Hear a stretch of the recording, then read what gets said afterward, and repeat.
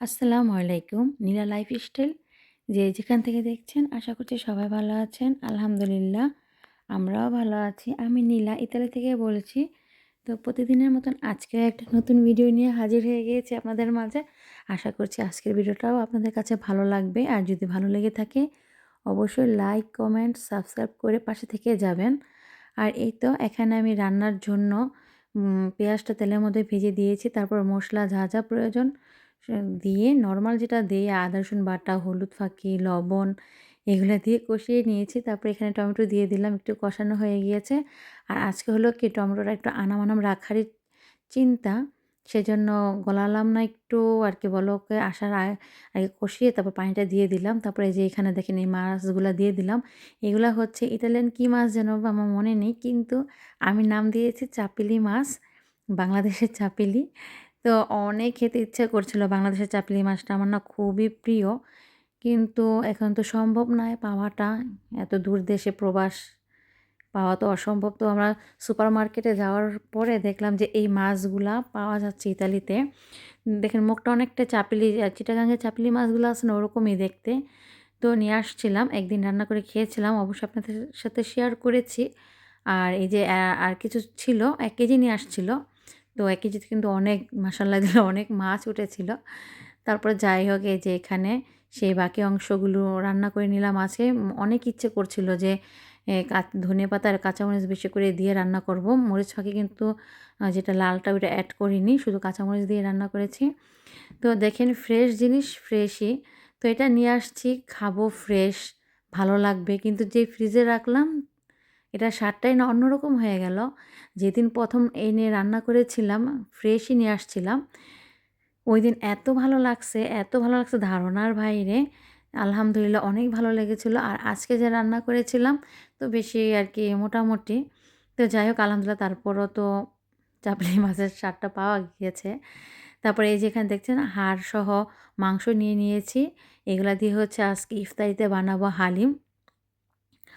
তো এই তো একটু সাইড হয়ে যাচ্ছে আমার ভিডিওটা। তো ভিডিওটা সাইড হওয়ার একটাই কারণ হচ্ছে আমার ছেলে আমার কোলে ছিল। তো সেজন্য আরকি পারফেক্টলি আজকে ভিডিওটা সুন্দর হয়নি। তো যাই হোক আ তারপরেও করেছি, চেষ্টা করেছি ঠিক করার। আর এই যে এখানে হালিমটা দেখেন এই যে নিয়ে নিয়েছি। এখানে তো অনেক হালিম পর্যাপ্ত পরিমাণের হয়তো ৬ জন ৭-৮ জন খাওয়া যায়। তো এত মানুষ তো আমাদের বাসায় নেই হালিম খাওয়ার পাবলিক। আমরাই শুধু আছি। তো কি আর করার।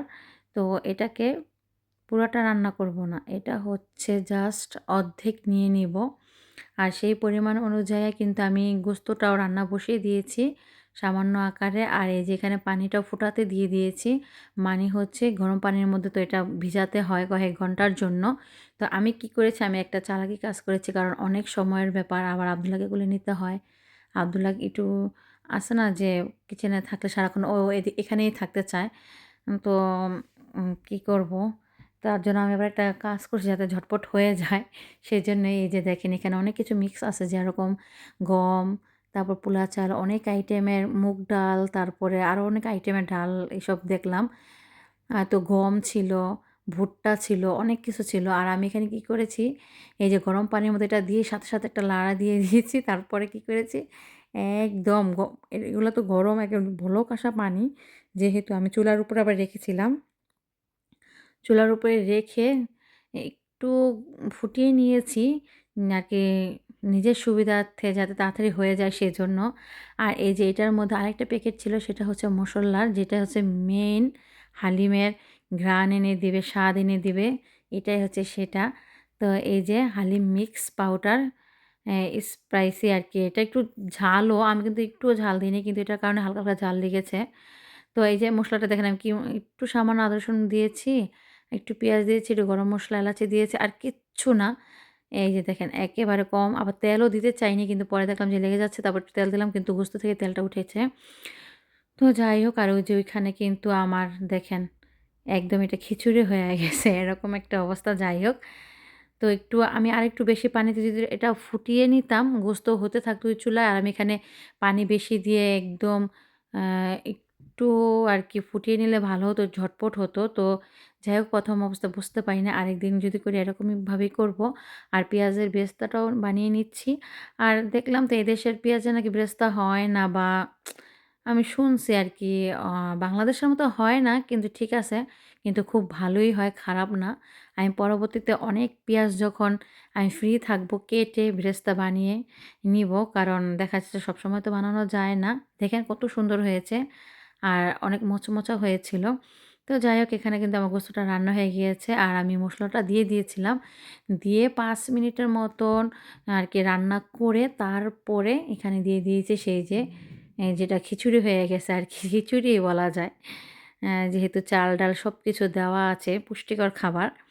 তারপরে এই যে দেখেন একদম সুন্দরভাবে বলক আসছে আর হচ্ছে।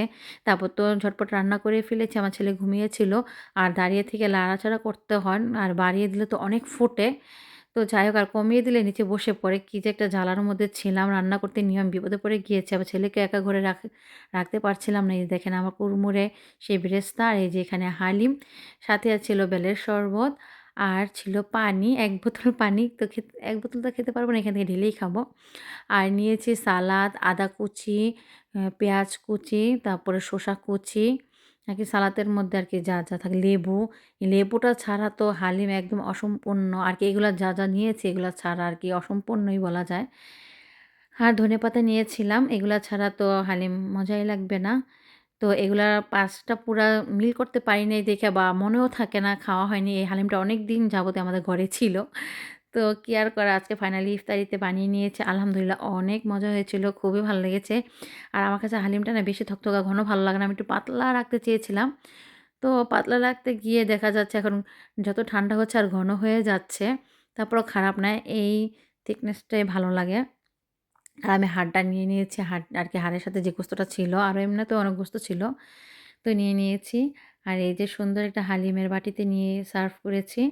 আর হয়ে গিয়েছে আমার এই তো হালিম।